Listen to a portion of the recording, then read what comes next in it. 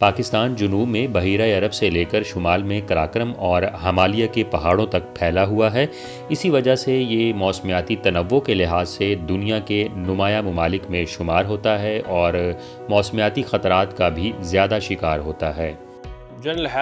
اب عمومی خطرات جن میں موسمیاتی اور آب و ہوا سے جڑے خطرات شامل ہیں، جیسے شدید بارشیں، ژالہ باری، آندھی اور گرد کے طوفان اور اس کے نتیجے میں لینڈ سلائیڈنگ، گلیشیئرز کا پگھلنا اور گلیشیئر جھیلوں کے پھٹنے کے واقعات تیزی سے اور تشویشناک حد تک بڑھ رہے ہیں۔ یہ تمام خطرات پاکستان خطے اور دنیا بھر میں لوگوں اور کمیونٹیز کے لیے سنگین خطرہ بن چکے ہیں۔ ایسے سنگین چیلنجز کا سامنا کرتے ہوئے محکمہ موسمیات پاکستان نے مشرقی شراکت داری یعنی چین کی جانب رخ کیا۔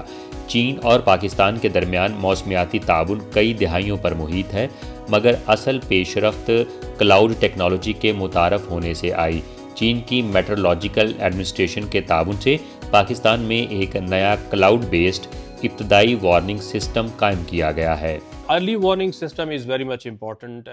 اس دور میں ابتدائی وارننگ سسٹم نہایت اہم ہے، خاص طور پر جب کمیونٹیز کے پاس ایسی آفات پر رد عمل دینے کے لیے وقت بہت کم ہوتا ہے۔ اس لیے ہمیں زیادہ درست اور زیادہ مؤثر نو کاسٹنگ اور قلیل مدتی پیشگوئی کے نظام کی ضرورت ہے۔ تاہم اگر ہمارے پاس زیادہ لیڈ ٹائم کے ساتھ بہتر پیشگوئی کا نظام ہو تو یہ کمیونٹیز اور محکمہ موسمیات پاکستان دونوں کے لیے زیادہ فائدہ مند ہوگا۔ اور چین کی میٹرولوجیکل ایڈمنسٹریشن کی مدد سے ہم نے ایک کلاؤڈ بیسڈ ابتدائی وارننگ سسٹم تیار کیا ہے۔ چینی سائنسدانوں اور ماہرین نے موسمیاتی data, satellite data, radar data, automatic weather stations اور مینول آبزرویٹری ڈیٹا سمیت تمام معلومات کو یکجا کر کے ایک ہی نظام میں شامل کیا۔ اس کے بعد ایک کلاؤڈ بیسڈ وارننگ سسٹم بنایا گیا جو اب محکمہ موسمیات پاکستان میں نصب اور فعال ہے۔ اس نظام کی بدولت نو کاسٹنگ اور پورے پاکستان میں ابتدائی وارننگ جاری کرنے کی ہماری صلاحیت میں نمایاں اضافہ ہوا ہے، چاہے لوگ شمالی علاقوں میں رہتے ہوں یا میدانی علاقوں میں۔ یہ ڈیٹا کو محض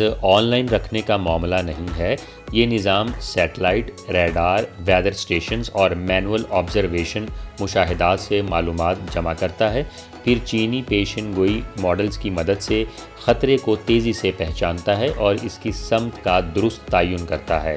اس میں موسلا دھار بارش، اچانک سیلاب اور گلیشیئر جھیلوں کے پھٹنے جیسے خطرات شامل ہیں۔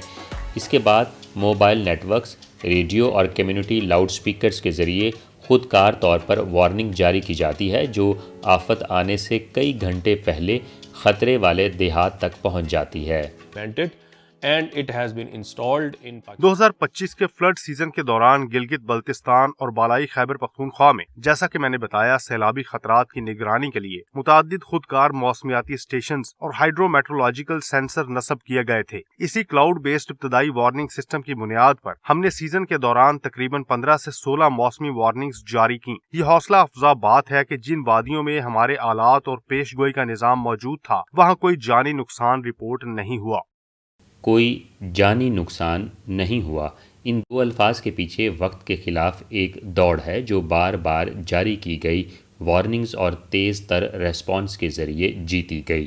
یہ چین اور پاکستان کے تکنیکی تعاون کے سب سے واضح نتائج میں سے ایک ہے۔ We have seen flooding in the year 2025. ہم نے 2025 میں سیلاب دیکھے جن میں پاکستان کے 3 مشرقی دریا راوی، ستلج اور چناب ایک ساتھ متحرک ہوئے۔ یہ صورتحال بنیادی طور پر بھارت کے زیر انتظام کشمیر اور ہماچل پردیش میں زیادہ بارش اور بلند پانی کے بہاؤ کی وجہ سے پیدا ہوئی، جس کے نتیجے میں پاکستان میں بھی سیلاب آئے۔ میں اپریل 2026 میں دریائے کابل کے سیلاب کا بھی ذکر کروں گا۔ یہ آفات ہمیں یاد دلاتی ہیں کہ موسمیاتی نظام سرحدوں سے ماورا ہے۔ چین کا ڈیٹا اور ٹیکنالوجی ہمیں ان سرحد پار خطرات کو پہلے دیکھنے میں مدد دے رہی ہے۔